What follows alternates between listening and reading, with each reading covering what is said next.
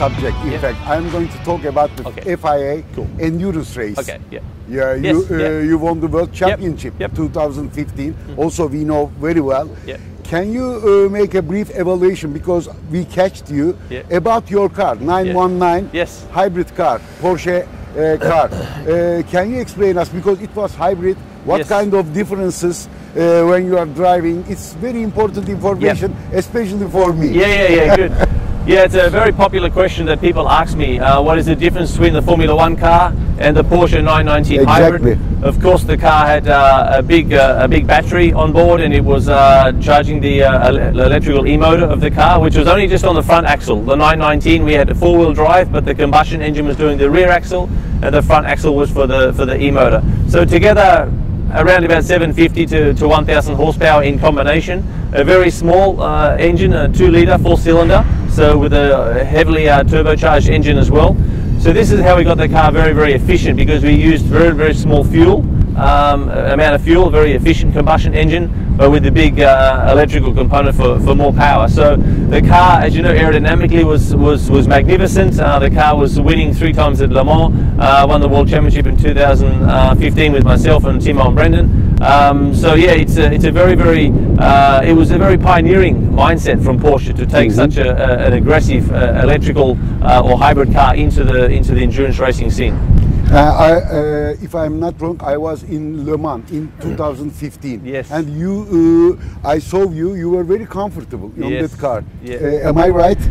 That's right, yeah. The car gave us a lot of confidence to drive quickly. Even with its design, we wanted to make sure the car was comfortable to drive on the limit, because as a driver you want to be comfortable at Le Mans and endurance racing in general.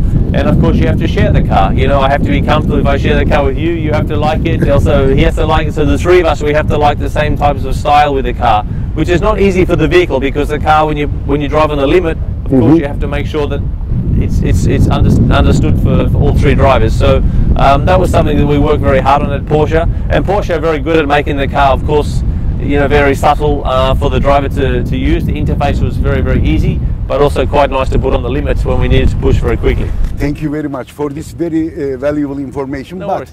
I remember another very important question. You are the world champion with 919, and after Porsche, as you say, developed this car, and you are the brand ambassador, as I know, and you have a lot of contribution to development of this car. Can you please give us as much as detailed information, because as I told you, you know the hybrid performance car, and now 100% electric performance car. Can you tell us the development and your driving experience about the Taycan? Well, of course, it was a big decision for Porsche to do an all-electric car. We know that. You know, this car was, first of all, in essence, it still needs to be a Porsche. It still needs to be a sports car flavor, of course. You know, yes, it's a 4-seater, but you know, you look at the front of the car, it looks magnificent. The styling is spectacular. The technology is class-leading. You know, the disruption that Porsche did when we arrived with this car, the 800-volt battery, the amount of deployment that you can do, constant on and off, which is not easy for electric vehicles to have that constant flow when you're putting a huge amount of sort of energy through the electrical systems and the power. So that was something we're very proud of. Of course, it's 4-wheel drive. We have two-wheel drive options as well. But the higher end Taycans are 4-wheel drive, which was really enjoyable to help develop that. You know, you have a driving experience inside, which for me, if you look from the inside, this looks a little bit like the 918 as well. You know, when you're inside the car, you have a very nice optic from inside the car. The interface is very spectacular, and you have I suppose an opportunity for the customer to go from combustion engines into the electric without a huge change in their style and feeling, because that's something we work very hard on, because we know it can be quite intimidating for people to take this new technology. But at Porsche, we want to take the customer on a journey that is it's as easy as possible, that they can use new tech, use the new you know, sustainable platforms inside the Porsche portfolio, but they can move from combustion to electric cars in a very seamless way. Okay. Also, thank you very much. We are going to make a detailed engineering evaluation of this car later. And my friends want me to ask you about Galataport. Yes. This is, as I told you at the beginning, it's very special place. Yes. What do you think about this facility? Well, when I first arrived here, I didn't really know where we're going because we're going underground, and then to see the terminals and the infrastructure and the vision of this project has been quite extraordinary. To be 30 meters under the Bosphorus, which is I cannot even imagine the engineering challenges around how they've managed to do that. So as you can see, a very, very stylish interface here, but of course there's a lot of sensational work that's gone on underneath, and of course you have.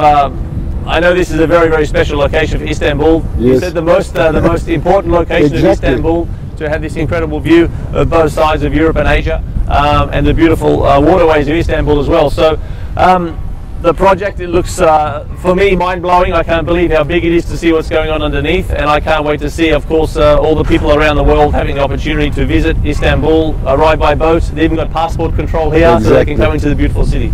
Okay, Mark, really it was a very big pleasure and honor for us to see you here and to meet you personally here. Thank you very much. My pleasure too. All this information was very valuable for us, and it's a very important day for me, believe in me. Thank you very much. Thank you very much. Cheers, thank you. Thank you. Thank you.